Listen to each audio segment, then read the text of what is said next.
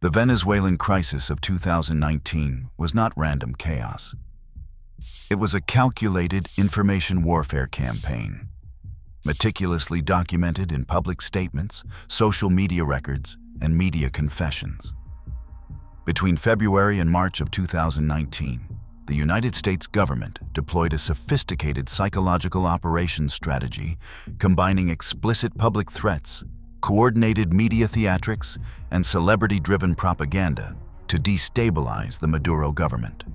The campaign utilized Twitter, television networks, and social media influencers to transform diplomatic pressure into what can only be described as a formalized Assassination Threat Protocol. The operation spanned multiple platforms and involved coordination between the State Department, corporate media organizations, and entertainment industry figures. The documented reach included 4 million views on a single propaganda video, multiple primetime television segments, and official government statements from the highest levels. This was not improvisation. This was systematic deployment of media power as a weapon of statecraft. The February 2019 tweets from Senator Marco Rubio marked an unprecedented escalation in official communication. Rubio posted images of Muammar Gaddafi moments before his death by bayonet rape, and of Nicolae Ceausescu during his arrest before execution. The accompanying text directed these images at Venezuelan President Nicolas Maduro, with the clear implication that similar fates awaited him. A third image showed Manuel Noriega in custody. Twitter's policy team, when questioned, determined these explicit threats against a sitting head of state did not violate their terms of service. The institutional endorsement was complete. A sitting United States senator could publicly broadcast assassination imagery targeting a foreign leader, and the platform hosting this content classified it as acceptable political discourse. The theatricality extended beyond social media into television production. Univision journalist Jorge Ramos later explained the operational philosophy behind his February 2019 interview with Maduro. Ramos said that television does not happen. Television is produced. The interview itself became secondary to the controversy engineered around it. When Venezuelan security detained Ramos for several hours after the confrontational exchange, the journalist's team immediately framed the detention as censorship and suppression. The controversy generated more media value than any content from the actual interview.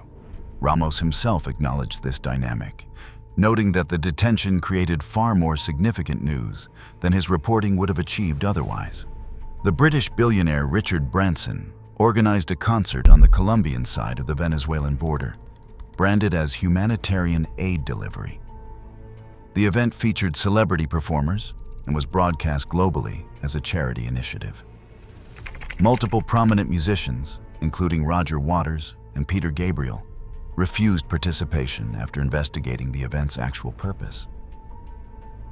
Both Waters and Gabriel publicly stated the concert was a political operation disguised as humanitarian relief, designed to create made-for-television drama supporting regime change objectives. The information architecture reveals coordination from multiple institutional levels. The White House, through Vice President Mike Pence and President Donald Trump, provided explicit backing for regime change efforts. Corporate media amplified the narrative through repeated coverage framing the Venezuelan government as uniquely authoritarian, while minimizing coverage of similar or more severe conditions in allied nations. Social media influencers with family connections to regime change advocates produced content reaching millions of viewers while presenting themselves as neutral fact providers. The economic incentives driving media participation were substantial. Joanna Hausmann, whose video explaining the Venezuelan crisis accumulated nearly 4 million views, maintained her content, offered just the facts. Her father, Ricardo Hausmann, had publicly advocated for military intervention in Venezuela. The family's economic stake in regime change was documented through Ricardo Hausmann's policy papers and public statements. Yet the daughter's video presented itself as neutral analysis. The monetization of this content through advertising revenue created direct financial incentives for producing regime change propaganda while claiming journalistic objectivity. The funding mechanics extended beyond individual content creators. The entire media operation required funding infrastructure spanning governmental appropriations, corporate contributions, and covert financial channels. Senate Intelligence Committee documents revealed CIA allocations for Venezuelan destabilization efforts. Corporate donors with interests in Venezuelan oil resources provided funding through intermediary organizations. The 2019 attempted convoy of humanitarian aid at the Colombian border, which corporate media presented as spontaneous charitable action, was financed and organized by United States government agencies working with Venezuelan opposition groups. During this period in Venezuela, the price of a pack of condoms reached $755 due to hyperinflation. This economic catastrophe received selective coverage. Media outlets amplified scarcity stories when they supported intervention narratives, while minimizing coverage of how United States sanctions contributed to the economic collapse. The information war exploited genuine suffering to build support for policies that intensified that suffering. The economic reality became a weapon in the information campaign, with media framing determining whether sanctions were presented as pressure on the government or as collective punishment of the population. The bureaucratic structure coordinating this campaign operated through established channels. The State Department's Office of Cuban Affairs, despite Venezuela being a separate nation, managed much of the policy coordination. Elliot Abrams, appointed as special representative for Venezuela, there was experience from previous regime change operations in Central America during the 1980s. His appointment signaled institutional memory being deployed. The playbook being executed in Venezuela had been refined through decades of similar operations across Latin America. Marco Rubio's Threat Protocol represented formalized psychological warfare from a Senate committee position. As a senior member of the Senate Intelligence Committee and the Senate Foreign Relations Committee, Rubio's tweets carried institutional weight beyond personal opinion. The images he selected were specific and calculated. Gaddafi's death came after NATO intervention in Libya, where regime change resulted in the leader's brutal killing by rebel forces. Ceausescu's execution followed a rapid show trial after his government fell. Noriega's capture resulted from United States military invasion. Each image communicated a different pathway to Maduro's potential removal or death. The threat menu was comprehensive, showing death by foreign intervention, death by domestic uprising, or capture by military force. The institutional backing for these threats came from the Senate Foreign Relations Committee itself. When questioned about Rubio's tweets during subsequent hearings, no formal censure or criticism emerged from Senate leadership. The threats became part of accepted diplomatic discourse. Previous standards of diplomatic communication, where explicit discussion of foreign leader assassination violated both domestic law and international norms, eroded without formal policy change. The change occurred through precedent rather than legislation.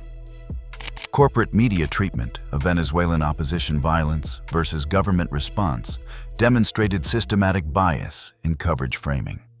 When retired General Angel Vivas advocated hanging wire across streets to decapitate motorcycle riders associated with the Chavista movement, resulting in at least one worker's death, CNN Español provided extensive sympathetic coverage framing Vivas as a resistance hero. The specific tactic Vivas promoted, which resulted in a woman's death when she encountered one of these wire traps, received minimal coverage compared to the general framing of Vivas as a democratic advocate.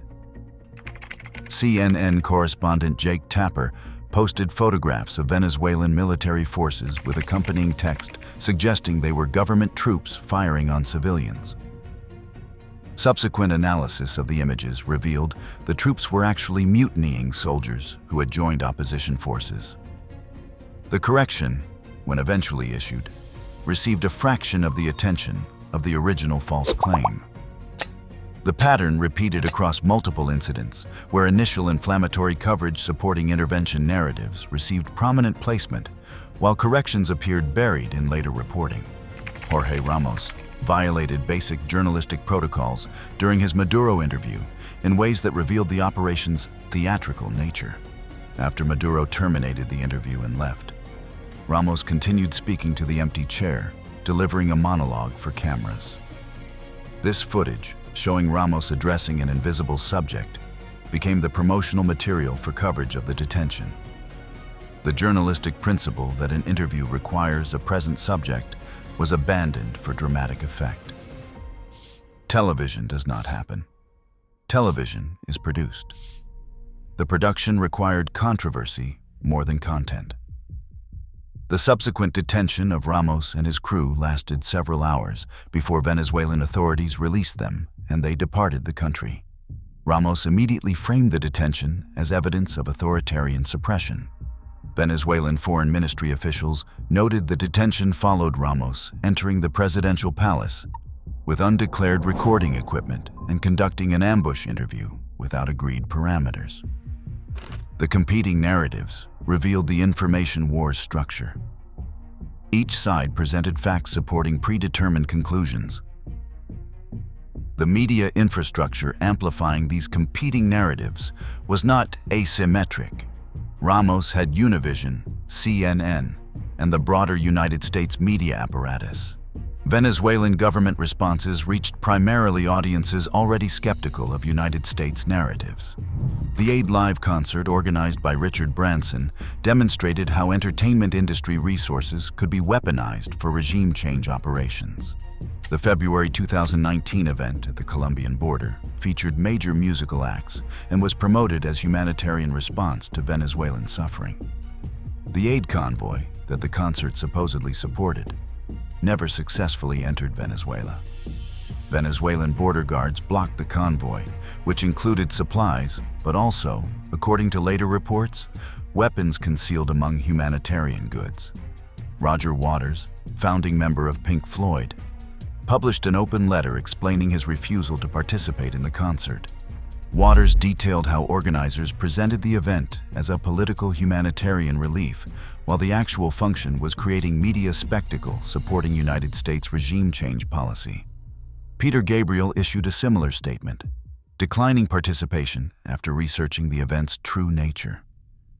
Both musicians noted they regularly participated in humanitarian concerts, but could not lend their reputations to what was fundamentally a political operation.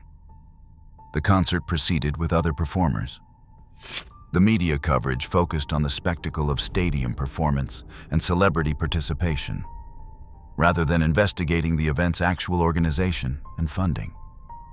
The humanitarian framing proved effective propaganda despite the aid convoy's failure to deliver supplies.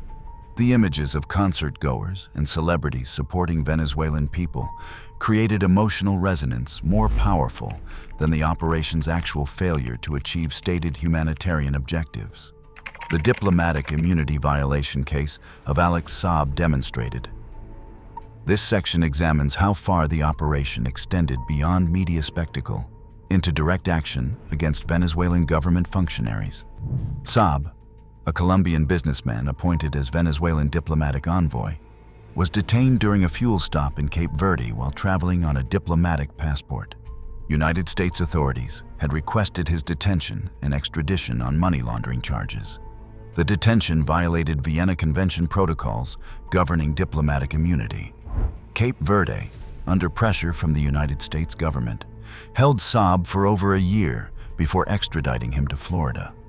The subsequent trial in Miami federal court revealed the charges against Saab centered on his role helping Venezuela evade United States sanctions through gold sales and food importation programs.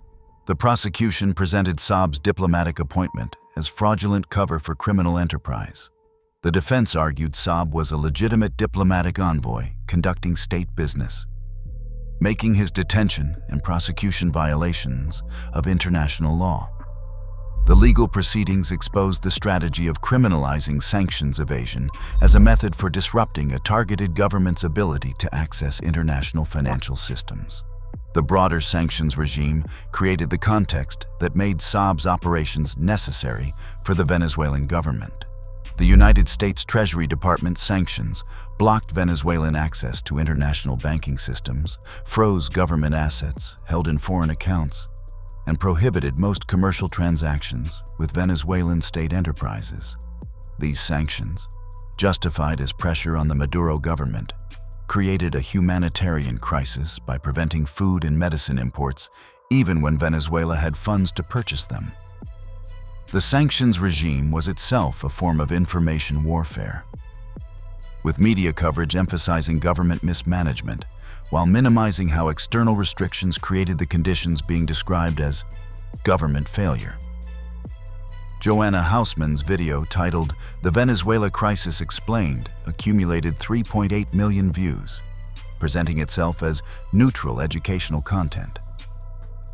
The video's production quality and distribution through major platforms suggested professional backing rather than independent creator content. Ricardo Hausmann served as Venezuelan Minister of Planning in the 1990s and later became an economics professor at Harvard Kennedy School. Ricardo Hausmann published multiple papers advocating Venezuelan regime change and explicitly calling for military intervention.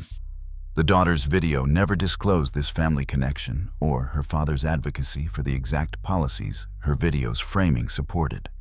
The content presented Venezuela's crisis as resulting purely from socialist government mismanagement, omitting coverage of sanctions impacts, corporate opposition sabotage of the economy, or historical context of United States intervention in Latin America. The just the facts framing masked editorial choices that favored an intervention narrative. The 4 million views generated substantial advertising revenue while building support for her father's policy preferences. The monetization of regime change advocacy through social media platforms created perverse incentives, where content creators could profit from advocating policies that caused humanitarian harm, while presenting themselves as neutral educators or concerned activists. The platforms hosting this content, primarily YouTube and Facebook, took a percentage of advertising revenue. Corporate interests aligned around content supporting interventionist policies, while algorithmic suppression affected content challenging those narratives. The economic cost of the information warfare campaign, separate from sanctions and other economic measures, ran into tens of millions of dollars. United States government appropriations for Venezuelan opposition groups, documented in congressional budget records, exceeded $40 million annually during peak years. Funding flowed through the National Endowment for Democracy, USAID, and intelligence agency black budgets. Private sector funding from corporate interests seeking access to Venezuelan oil reserves added uncounted millions more. The price tag for the information warfare component alone exceeded most nations' entire diplomatic budgets. The Venezuelan government's countermeasures proved largely ineffective against the institutional media power arrayed against it. Government media outlets like Telesur reached audiences primarily in Latin America, already skeptical of United States narratives. English-language coverage defending the Venezuelan government came mostly from independent media outlets, with a fraction of corporate media's reach. The asymmetry in information distribution meant Venezuelan responses to false claims reached a tiny fraction of the audience exposed to the original false claims. The coordination between official government statements, senator social media activity, and corporate media coverage fed into a coordinated messaging campaign. Social media and influencer content revealed a sophisticated information architecture. The timing of Marco Rubio's tweets, appearing shortly before major media coverage pushes, suggested coordination between the Senate Foreign Relations Committee and media organizations. The humanitarian aid convoy's timing, coinciding with the Aid Live concert, created a multimedia spectacle spanning social media, television news, and entertainment coverage. The information campaign achieved saturation across platforms and audience demographics. The Trump administration's explicit backing, through Vice President Pence's speech recognizing Juan Guaido as the legitimate Venezuelan president, provided an official government seal to the operation. More than 50 nations, primarily United States allies, followed the American lead in recognizing Juan Guaido, despite Maduro holding office through the most recent election. The diplomatic recognition of an alternate government while the actual government maintained control of the state apparatus represented unprecedented intervention in another nation's internal politics. The consequences of the information warfare campaign extended beyond immediate regime change failure.